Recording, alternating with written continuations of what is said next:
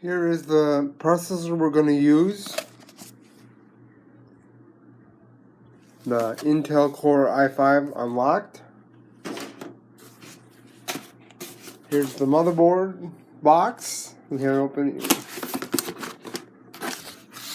Here's the motherboard. Right back.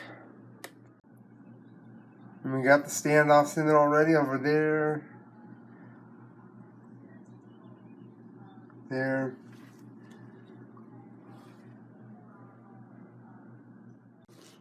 We put in the back plate and we just pop it into place like so. Next, we screw in the motherboard like so. And a Phillips head screwdriver.